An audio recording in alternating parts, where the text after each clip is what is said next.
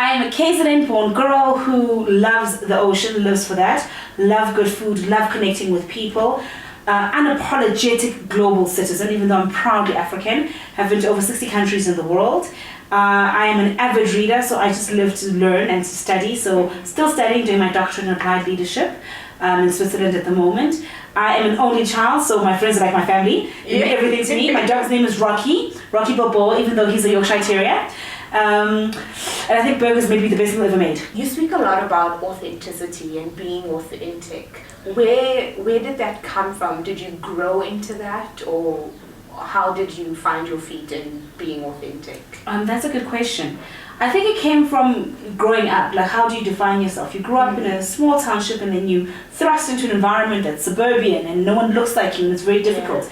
Then who then is Vumi? Is it Vumi when I am in this part of the world? Is it Vumi when I'm back home in Chesterfield?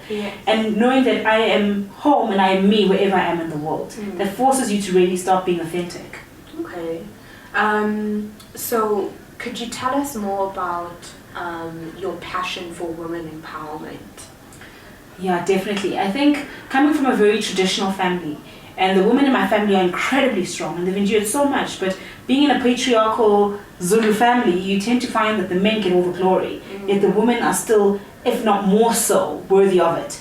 That it inspired in me the ability to own my skin, own my space, and empower other women, because that's what needs to happen. And I think in starting to have those conversations in corporate, in my community, it just impressed on me more and more how we can't accept the status quo, that if we're going to fundamentally change the way things are, grow as people, grow as a country, we have to have everyone at the table. Not say, women, you only allowed half a seat at the table.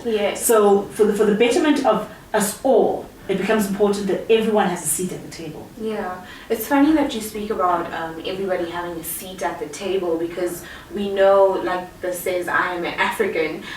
You're very much Pan-African passionate, if I could call it that. Where did that passion come from? Where did that idea of, African countries working together, how did that become a passion of yours? I was studying in New York, and funny enough, I never thought of myself as African. I think, with the history of our country, I focus very much on, I'm a Zulu girl. And I left and I was studying in New York, and they said, oh, the Africans are over there. And I didn't know what she was referring to me, right? And in that moment, I was, oh my goodness, I'm an African. And people anywhere in the world can sort of see that.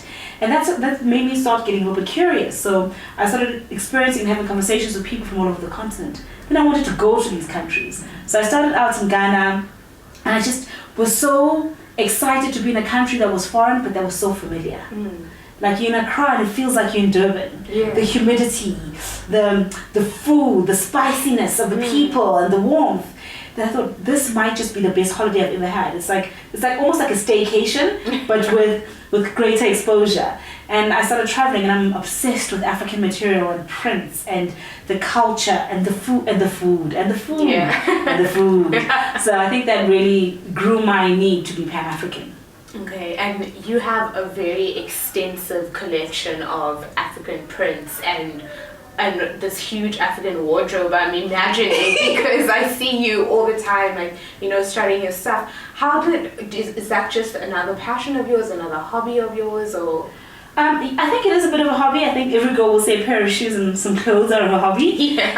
So we can justify the shopping. Definitely it is, but also because I work in a lot of the continents. So I've got offices in Nigeria, we're opening up in East Africa soon, we're in Namibia. So you want to, when you walk into a room, people to automatically connect with you.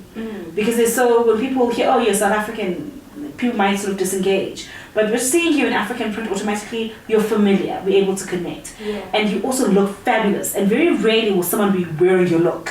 So I think that's probably why I'm obsessed with custom making my stuff and getting the print and designing, and also for my body. I'm a voluptuous girl, so not everything off the rack fits the way I'd like it to. So that pretty much made it my favorite hobby. Could you tell us a bit more about how you became a speaker, or why you became a speaker? So I think I started out like most people in debating club at school, and at St. Mary's we had Gavel Club, which was like our Toastmasters. And I really, really enjoyed the impromptus.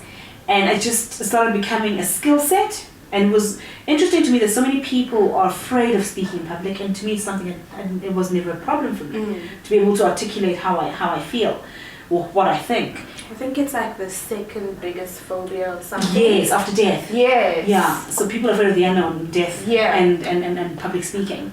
So it became something that it just sort of evolved, and then people would ask me to, I'm never the bridesmaid, I'm always the friend speaking on behalf of the friends. So I was like, maybe there's something here. And I remember having a conversation with my then financial advisor, who was like, I think you need an agent, you're really, really good. Because the MC had pulled out and they just asked me to start to take over. And it was fun for me. I was like, they can pay me for my hobby, this is amazing. So I've always enjoyed that, facilitating the conversations, connecting with people, and reaching the end goal of an event or of a program, knowing that I did well. Yeah. Yeah. So do you want to tell us a bit about one of your keynotes, what it's about, where people could learn from it? Yeah, so my major keynote at the moment is I'm Not the Desert I Was Born Into. And it really, it details the story of me being born in an area that's very poor, very typical of most South Africans, small township, and how I took the initiative upon myself to really change the trajectory of my life. It's also a little bit retrospective, looking at the lessons I've learned, having been an executive from the age of 24. My experiences from traveling the continent as well as the globe, and really about helping people realize that they can lift themselves up, that if it's meant to be, it's going to be up to them, and in a very practical way that in which people can relate to. So where was that turning point for you, where you realized that you could lift yourself up? I think there have been a number of those that keep happening. I think the first one was when I was 11. I decided I want to go to the school I was attending, that I wanted a better education. I think another one was probably when I realized I failed accounting, and I needed to change that. And what am I going to do? I'm here now. Where to from here? I think it was also deciding to leave corporate, because I made the decision at 30 that I leave and I become an entrepreneur, which at the time was crazy. Now we call it millennial syndrome. But I just sort of knew that, so I had to shift that for myself. So when you are not on stage and you're not speaking, what do you do? What's your day job? I am a career coach. Okay. So I basically help individuals and corporates achieve their career goals and their business goals.